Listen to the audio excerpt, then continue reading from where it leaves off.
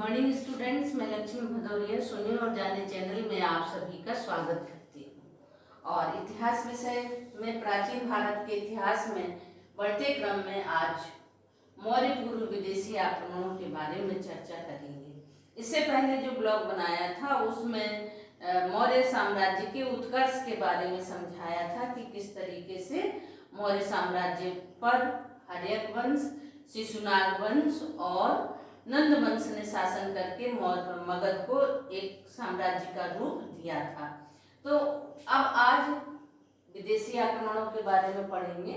तो मौर्य वंश के पूर्व भारत में कुछ विदेशी आक्रमण हुए, तो उन विदेशी आक्रमणों के बारे में आज चर्चा करते हैं। तो जैसा कि विदित है कि उत्तर वैदिक काल के बाद भारत में महाजनपदों का काल आया था और इन महाजनपदों के काल में 16 इनकी संख्या थी और इनमें आपस में आगे बढ़ने की होड़ थी। तो इस होड़ की वजह से इनमें संघर्ष का दौर भी चलता था। तो इन संघर्ष के दौर में मगध ने बढ़त पाई और एक साम्राज्य का स्वरूप धारण किया। तो मगध में जब देखते हैं तो मगध के साम्राज्य के रूप में विकसित होने के बाद मगध जो है भारत के बिहार क्षेत्र में स्थित है। कहाँ पे स्थित है? मगध भारत के बिहार क्षेत्र में स्थित है। ये इस जगह पे स्थित था उस समय। तो यहाँ से भारत के जो पश्चिमोत्तर प्रांत थे, ये जो पश्चिमोत्तर प्रांत थे, यहाँ की स्थिति कैसी थी? यहाँ की स्थिति अराजकतापूर्ण थी। तो अब यहाँ से यहाँ पर नियंत्रण करना संभव नहीं था और यहाँ पे विदेशी आक्रमण होने के यही कई कारण थे कि यहाँ पश्चिमोत्तर सीमा प्रांत पे कोई बड़ा राज्य न होने के कारण यहाँ की राजनीतिक स्थिति कमजोर थी। दूसरी चीज क्या थी कि भारत की जो उत्तरी सीमा है, ये भारत की उत्तरी सीमा है, ये हिमालय पर्वत से सुरक्षित है। तो यहाँ से उस समय किसी भी आक्रमणकारी द्वारा आक्रमण करना संभव नहीं था। और अगला कारण है कि भारत की जो दक्षिणी सीमा है ये जो है समुद्र से घिरी हुई है, तो जलीय क्षेत्र से भी आक्रमण करना उस समय परिस्थिति में संभव नहीं था। तो ये जो कमजोर सीमांत प्रांत बचता था, भारत में विदेशी आक्रमण प्राचीन काल से इसी दिशा से होते आए हैं। तो इसमें जो सबसे पहला आक्रमण हुआ भारत में, ये ईरान से हुआ। अब ईरान भारत के पश्चिम में स्थित है और उससे आगे यूनान है। ईरान और ईरान से आगे यूरोप महाद्वीप में यूनान है। तो इन देशों से भारत में आक्रमण हुए। तो आज इन्हीं पर चर्चा करेंगे कि भारत पर ईरान और यूनान से जो विदेशी आक्रमण हुए वो कैसे हुए और उनका भारत पर क्या प्रभाव पड़ा। तो सबसे पहले ईरानी आक्रमण को देखते हैं, क्योंकि भारत पर सबसे पहला विदेशी आक्रमण ईरान से हुआ था। तो देखिए कि प्राचीन भारत में प्रथम विदेशी आक्रमण ईरानियों द्वारा किया गया था। तो ईरान में जो हखामनी वंश था, उस हखामनी वंश का जो शासक था साइरस द्वितीय। हखामनी वंश का शासक कौन था? साइरस द्वितीय, जिसका शासन 558 बीसी से लेके 529 बीसी तक रहा था। तो इसने भारत पर आक्रमण किया, लेकिन इसे उस समय सफलता नहीं मिली। और फिर इसके बाद इसके उत्तराधिकारी, साइरस द्वितीय के उत्तराधिकारी डेरियस प्रथम या दारा प्रथम ने भारत पर आक्रमण किया और ये आक्रमण 516 बीसी में किया था। कब किया था? 516 बीसी में किया था। और इसने गांधार प्रदेश पर विजय प्राप्त कर उसे अपना 20वां प्रांत बना लिया था। ये इस जगह पे गांधार प्रदेश था, वो किसने जीता? डेरियस प्रथम या दारा प्रथम ने उस पर विजय पाई और उसको अपना 20वां प्रांत बना लिया था। जबकि उसके साम्राज्य में कुल 23 प्रांत थे, उनमें 20वां नंबर गांधार का था। और यहाँ से उसे प्रतिवर्ष 320 स्वर्ण मुद्राएं मिलती थी, जिन्हें टेलेंट बोलते थे। क्या कहते थे? टेलेंट। तो ये तो ईरानी आक्रमण करता हुए और इन आक्रमणों का भारत पर जो प्रभाव पड़ा वो देखते हैं। तो देखिए, ईरानी आक्रमण के फलस्वरूप भारत में दाईं से बाईं ओर लिखी जाने वाली खरोष्टी लिपि का विकास हुआ। लिपि माने आप जानते ही हैं, लिपि माने लिखना, लिखने का तरीका।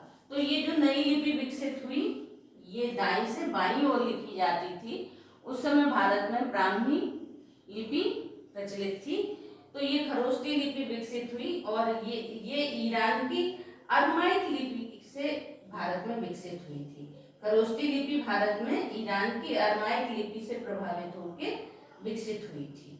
और अशोक के शिलालेखों में खरोष्टी लिपि का प्रयोग हुआ है। अशोक ने जो अपने जगह जगह शिलालेख या स्तंभ लेख लगवाए थे, वहाँ खरोष्टी लिपि का प्रयोग किया। और भारत की स्थापत्य कला पर भी ईरानी स्थापत्य कला का प्रभाव पड़ा। ये चंद्रगुप्त मौर्य ने एक भव्य महल का निर्माण करवाया था और उस पर ईरानी कला का प्रभाव दिखाई पड़ता था। और इसी तरह अशोक के शिलालेख पर भी ईरानी कला का प्रभाव दिखा। पत्थर को चिकना करने की कला भारतीयों ने ईरानियों से सीखी। पत्थर को चिकना करके उसके ऊपर अक्षर उकेरना, ये कला ईरानियों से भारतीयों ने सीखी थी, क्योंकि ईरान में इस तरह की प्रणाली पहले से विकसित थी।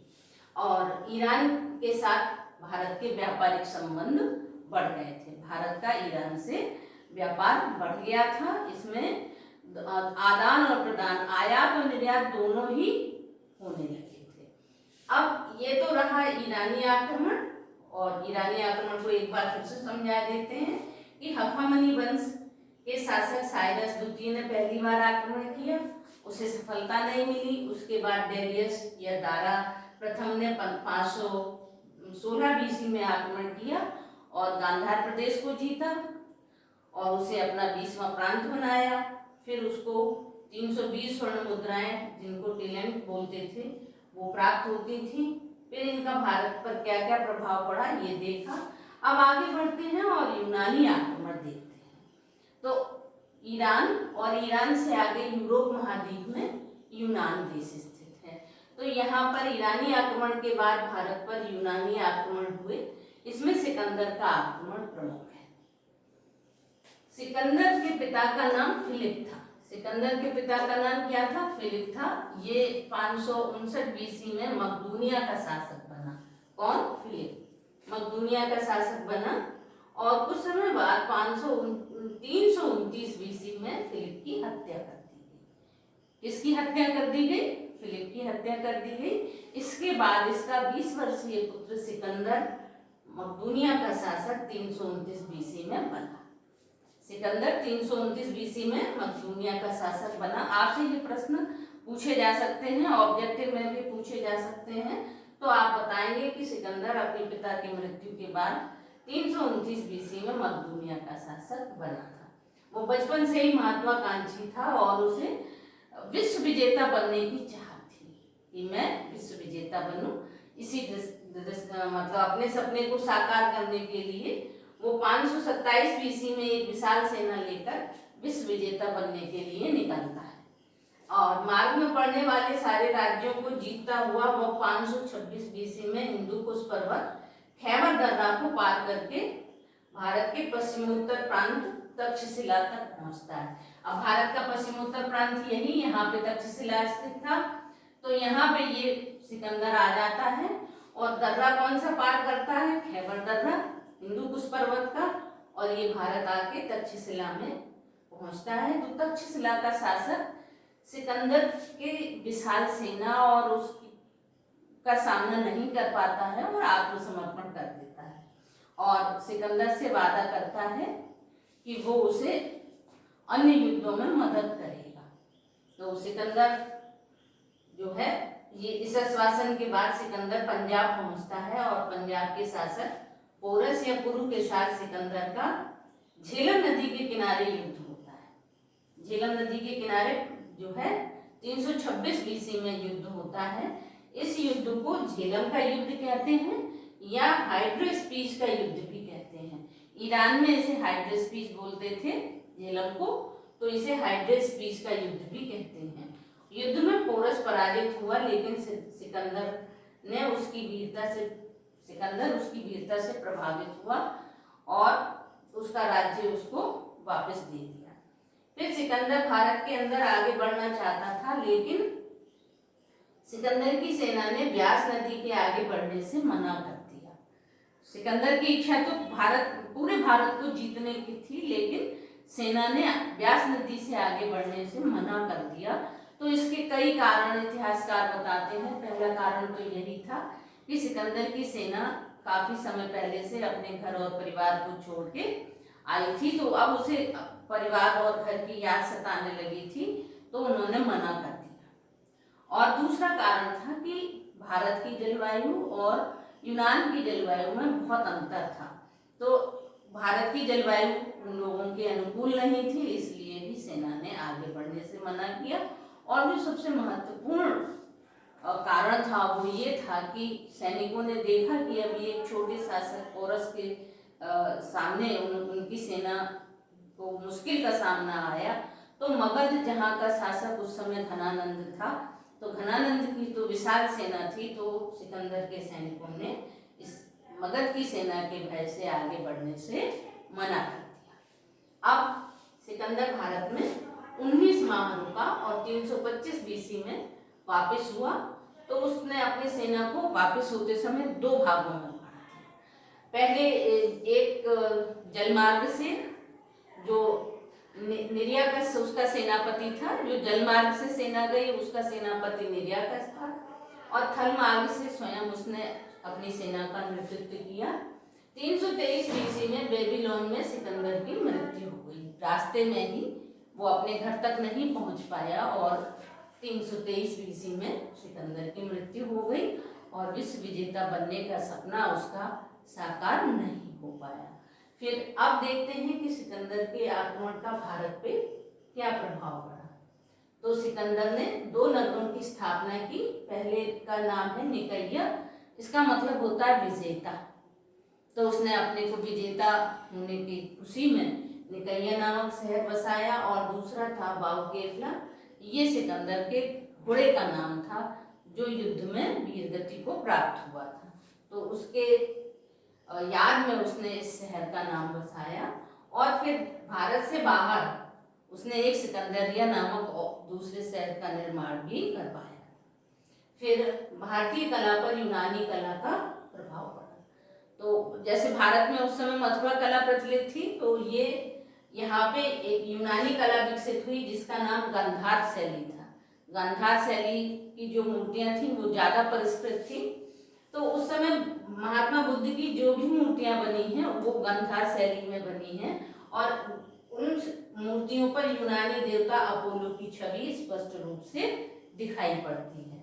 फिर जो सबसे महत्वपूर्ण प्रभाव था वो देश का एकीकरण था, क्योंकि अब भारतीय शासकों ने ये अच्छी तरह महसूस कर लिया था कि यदि देश के शासक एक नहीं होंगे तो विदेशी आक्रमणकारी समय समय पर आक्रमण करते रहेंगे। तो मौर्य शासकों ने इस पर विशेष ध्यान भी दिया था और भारतीयों ने यूनानियों से छत्र प्रणाली और मुद्रा प्रणाली को भी सीखा था, क्योंकि उनकी ये चीजें विकसित अवस्था में थी और दोनों देशों में व्यापार में भी वृद्धि हुई थी। तो अब ये सारे स्रोत हमें, ये सारी जानकारी हमें जिन स्रोतों से मिलती हैं वो सिकंदर के साथ आए जो कुछ लेखक थे, उनमें निरियाकस, अरिस्टोट्यूलस और ओनेसिमिटस, ये लेखक सिकंदर के साथ आए थे। उनके द्वारा लिखे गए स्रोतों से इन चीज़ों की जानकारी मिलती है। और एक महत्वपूर्ण चीज़ ये हुई कि इन लेखकों की वजह से जो इन्होंने लिखा उसमें तिथिगत इतिहास ज्ञात होता है जो भारतीय घटनाओं से भी संबंधित है। तो यहाँ से इतिहास जो है तिथिगत मालूम पड़ता है। तो ये तो हमने आपको विदेशी आक्रमणों के बारे में चर्चा की। ईरानी आक्रमण, हखमनी वंश, हखमनी वंश में साइरस, डेरियस प्रथम, दारा प्रथम के बारे में, इनका प्रभाव। फिर यूनानी आक्रमण, सिकंदर का भारत पर आक्रमण, सिकंदर के आक्रमण का प्रभाव, ये समझाया। आशा ही आपके लिए उपयोगी होंगे। वीडियो को पसंद करें और चैनल को सब्सक्राइब करें। Thank you.